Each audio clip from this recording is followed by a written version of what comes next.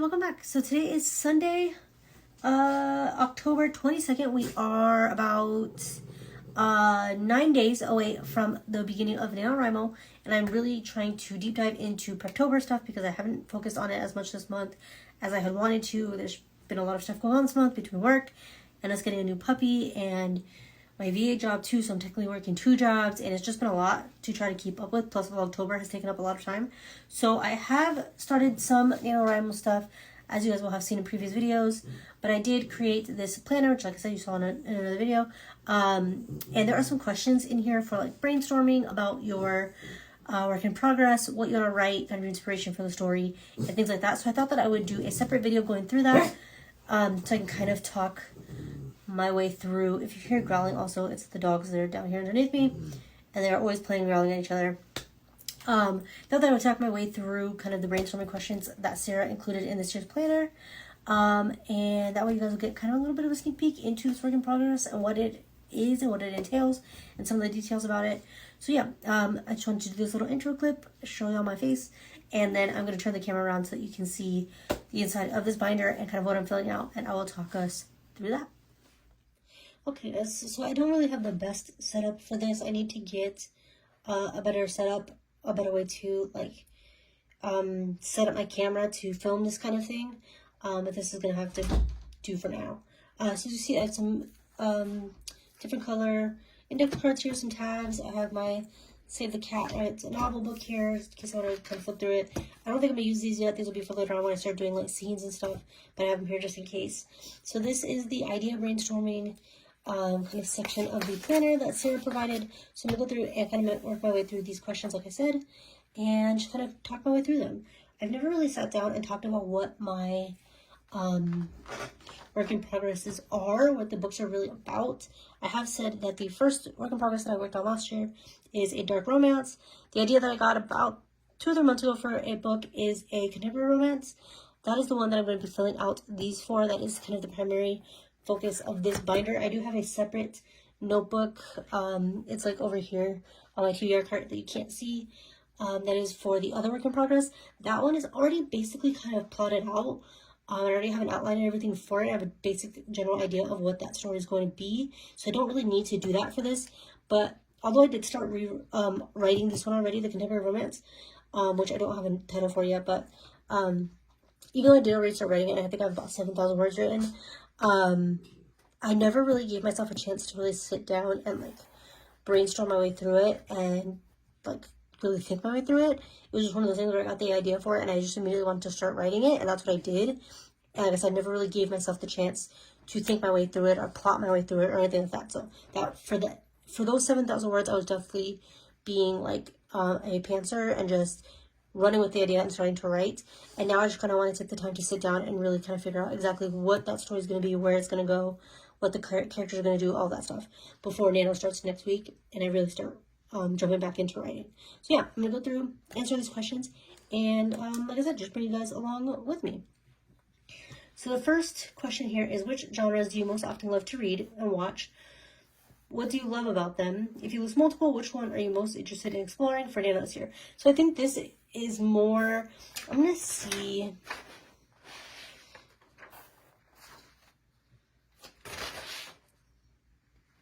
I think I'm going to skip that first page because this first page is more like if you're trying to nail down a story idea, like you don't know what you want to write and you're still kind of trying to figure out what idea to go with or what story you want to write, and I don't have that problem. I already know what I'm writing, so I'm going to skip that page. There's no reason to waste time on it when I already know what I'm doing or I already know what story I'm focusing on. So this one is still kind of that, but it does kind of pertain to my writing because it's talking about the main characters and like villains and those and setting, and those are things that I haven't really allowed myself to sit down and really think my way through. So I'm gonna go ahead and do that. So it says, make a list of your favorite main characters of all time. What did you love most about them? So I'm not gonna like really, I'm gonna cheat a little bit. I'm gonna try to adhere this to the main characters of my story, and actually I'm gonna go through and I'm gonna open, I don't think you guys can see the computer screen from that angle, but I'm going to open up my writing dashboard and look at what I've written for that story. I created a whole Nano page for it. That way I can just kind of like re-immerse myself in everything that I had set up for this story.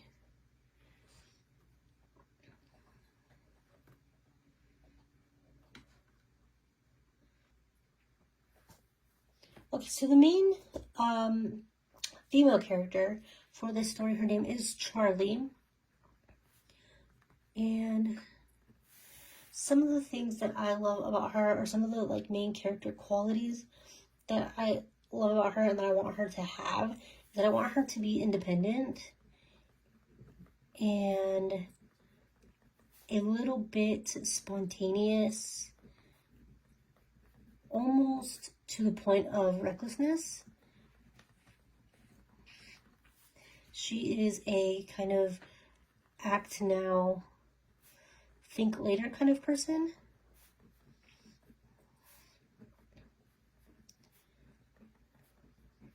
And she is what I call a recovering people pleaser.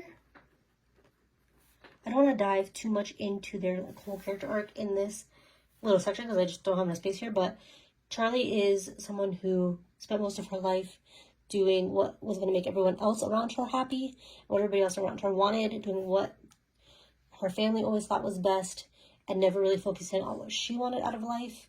And she has some things have happened in her past, or have happened to her recently, that have caused her to kind of change that mindset, flip that mindset, and become someone who has learned that it is okay to be a little bit selfish. So I'm going to say selfish in a good way.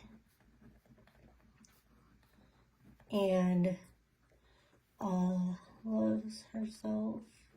She's a little bit self-centered, but not in a bad way, in a way that she's learned to put herself first.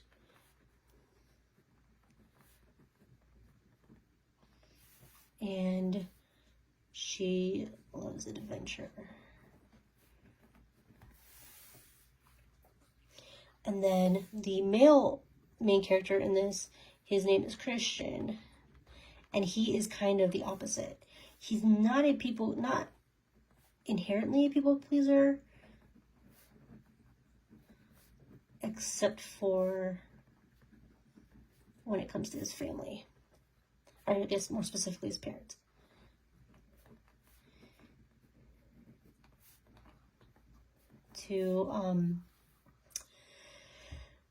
He tries to like make them happy. So he's kind of the opposite of her in that way. Or she has learned to not be that way, where he's still kind of working his way through that.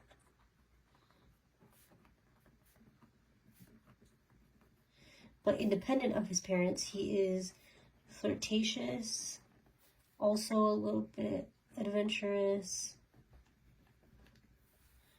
hardworking. Okay, so I'm gonna leave it at that, and then I'm gonna do character arc sheets on them at some point, and I'll go more into detail with those things at that point. So the next thing says, make a list of villains or story conflicts you thought were brilliant or well done. Did you love the most about them? So I haven't really thought about, I don't know if this book is really gonna have like a villain per se. I don't really want it to be a traditional what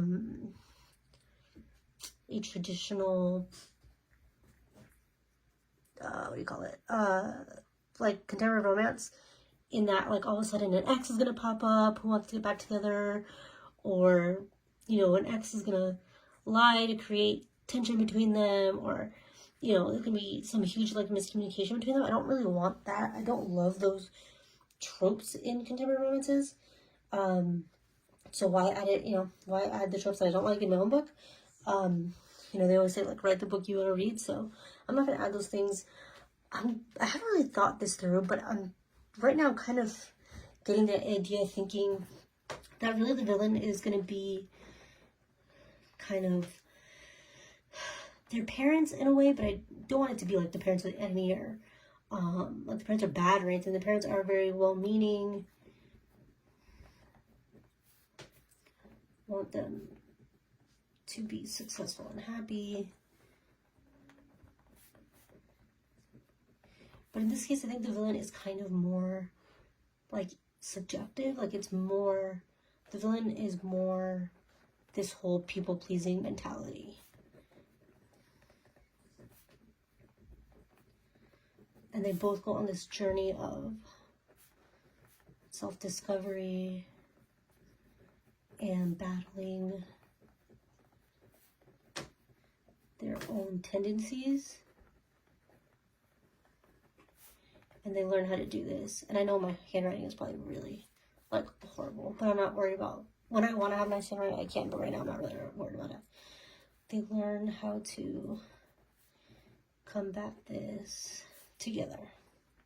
So the villain isn't necessarily going to be a person. Like, the parents will kind of be the instigators of this, but the real, like, villain, the real conflict in the story is them having to overcome those people-pleasing tendencies and overcome their desires or their, like, just inherent, like, automatic thought processes of doing what their parents want and doing what other people want them to do, and learning to do what they want to do, and learning to live life for themselves and live life to the fullest. So the next question is, what about setting? Is there a certain time period, place, or world that has ignited your imagination or made you feel inspired? So I already know that this, the beginning of the book is going to take place in a train station. And then it's going to, like, transition onto the train for 36 hours. And then majority of this book is going to be, like, world traveling. I haven't decided exactly where they're going to travel yet, but, like, different countries. And I really want it to be, like, train-centric, because I love the idea of, like, overnight or trains, like, sleeper trains. I love the idea of that. So I want that to be, like, a big, like, central point of the, or, like, central setting for the story. So different trains and maybe other modes of transportation.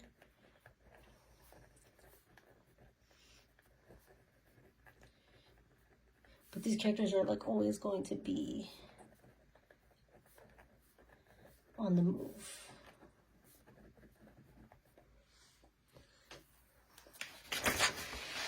Okay.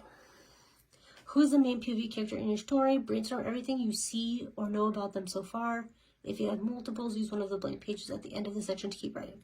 So I'm going to do, so the main, so actually, that's not true. The POVs change. So again, it's going to be Charlie and Christian. I already wrote down a little bit about the personalities. I already have pictures on my Notion up here of what they look like. I'm not going to show that yet. I don't know if I really need to write anything else in here. I don't want to give too much away. I do have some stuff I'm going to write. I think I'm going to write it and then I'm going to skip this part. I don't want to give too much away, like spoilers away. So I'm going to skip ahead to where I'm answering this question down here. Okay, so I have the Save the Cat book up here covering the answer to that question, because like I said, I don't want to give it away.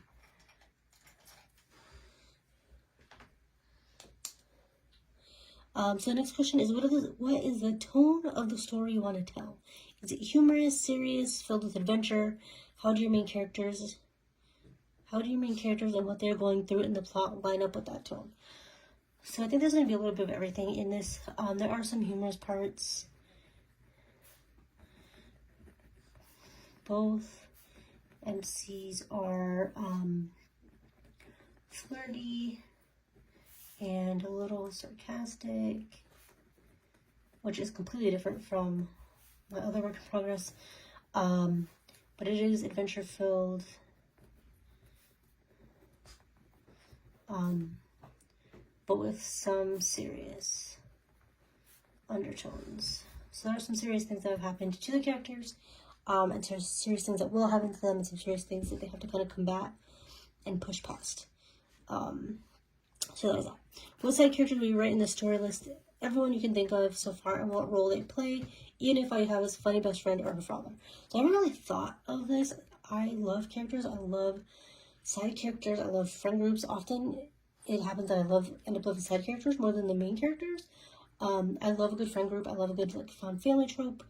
And I would love to write that into this, but I also kind of want there to just be kind of the focus on them. So I think maybe I'll have a lot of side characters, but characters that are just kind of on the periphery, not like the main focus. I don't want the main focus to be a friend group. I want it to be on these two and their journeys, like independently, how they grow independently, but then how they also grow together and push each other to grow. So I know that they're going to be like both sets of parents. Both of them have best friends. Sorry, guys. And then I think I kind of want there to be like, it's kind of like, I don't really know how to describe it. Like these influential, like side, maybe not like friends, but like acquaintances who they both meet during their travels, who give them advice. This, like off the top of my head, is so random, but there's this movie called Under the Tuscan Sun with Diane Lane, I think is her name, and Sandra Oh in it, and she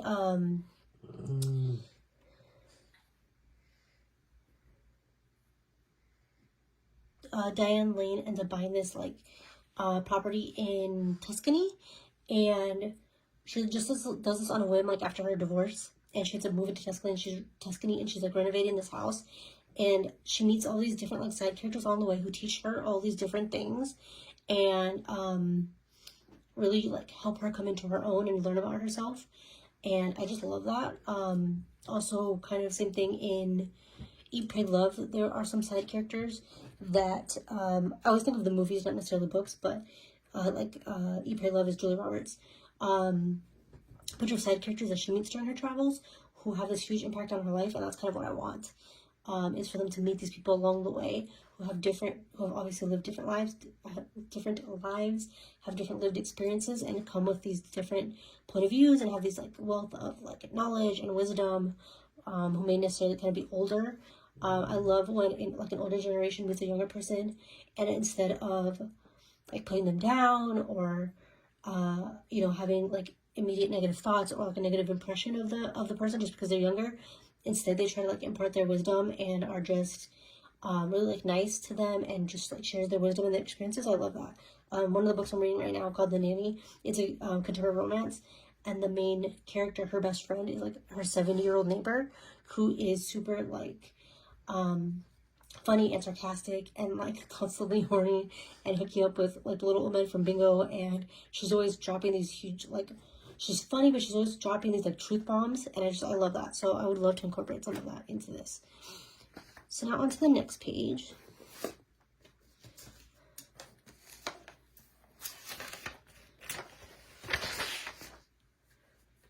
Okay, so this is, what is the central conflict of this story? Remember that this should line up with your genre. In romance, the central conflict usually revolves around a romantic couple and their future together. In a mystery, the conflict usually revolves around a murder, blah, blah, blah. So, like I said, the main, like, villain / conflict is their, like, I don't want to keep writing out. I mean, people pleasing, so I'm just going to put PP. People pleasing tendencies, and they allow their like baggage and like individual experiences and trauma to like taint their decisions and keep them from truly knowing themselves or each other. So in this, the conflict isn't, like I said, it's not going to be like a miscommunication. It's not going to be like an ex-boyfriend showing up, anything like that. It's going to be the characters themselves, the two characters themselves, like holding themselves back and keeping themselves from being happy, holding themselves back. Not allowing themselves to live the lives they want. Oh, so this kind of makes me think of like Astrid Parker, and Astrid Parker doesn't care.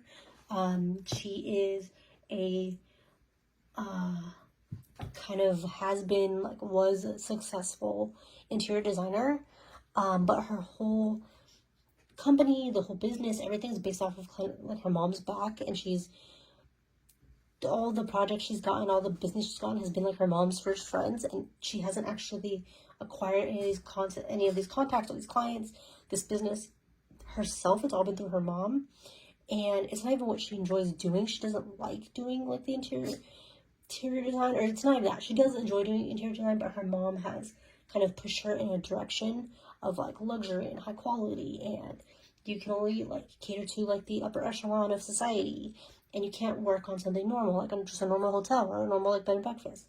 And so Astrid eventually has to push past her mom's like limitations and her mom's expectations and do what she wants in life, and that's kind of the focus I see in this. So I'm gonna say like reminiscent, that's probably totally spelled wrong, of Astrid Parker. So I may eventually go back and like borrow that book from the library and just kind of read it, or maybe like skim through it again and just kind of remind myself of what aspects of that I liked and how I can kind of spin those things in my story, or like mimic those same like emotions that I felt in that story. Because with that book I really felt it was very relatable. That was supposed to be an arrow. Relatable. In that she is very much like everything she does hinges on what her mom wants and what like her mom's expectations, and really what she's doing is just like reaching out for her mom's love and using her mom's expectations as a way to do that. And I found that really relatable, so I want to pull that same relatability out of that book and figure out how to infuse that into here. So how can I translate that to my book? Okay, and I don't know how many pages of this there are, but let's see. Are there any specific settings you can think of where the story will take place? Not just the overall world, but a specific place like the MC's house, a spaceship, a castle, classroom, blah, blah. So like I said, it's going to be a train station. It's probably going to be multiple train stations, actually, but train stations. I know for sure it's I can't think of what it's called, but the LA train station. I can't think of the name of it right now. I would love to have like iconic train stations, so maybe like Grand Central, maybe like King's Cross. I think it's Cross or Crossing? King's Cross, I think, like in London, and then I'll look up other ones like around the world. But like I said, trains, maybe like hotels, resorts, maybe like some Airbnbs or something around the world. This is I don't know how often we'll see like their homes, maybe every once in a while, but not, these are definitely not going to be set like at their house. How does your story open? Can you already imagine an opening scene? Describe it in as much detail as you can. So I already wrote my opening scene, so I'm just going to put already written. I probably can go through and do like a quick like rewrite or edit of it, but it's already written. How does your story end? Sometimes knowing where we're going with the story can help us plan backwards to discover how to get there. So again, I don't want to give anything away. No spoilers, so I'm going to write this part out and then I'm going to skip it. I don't want you guys to see that quite yet. Okay, so the next question is, what else do you currently know about your novel? Are there any snippets of conversation, relationship, drama, plot points? I'm just going to say look at, I already have a lot of this written out, so I don't want to kind of rewrite it. Pre-written ideas and chapters. Okay, so that is everything for this brainstorming session. I think I got a lot of good information down, reminded myself of a lot of things. And yeah, I'm just going to leave it here. Thank you so much for watching this. I hope you enjoyed it. It's a little sneak peek into my book. And I'm going to be definitely doing more of these as I go through this planner. So I will see you guys in the next one.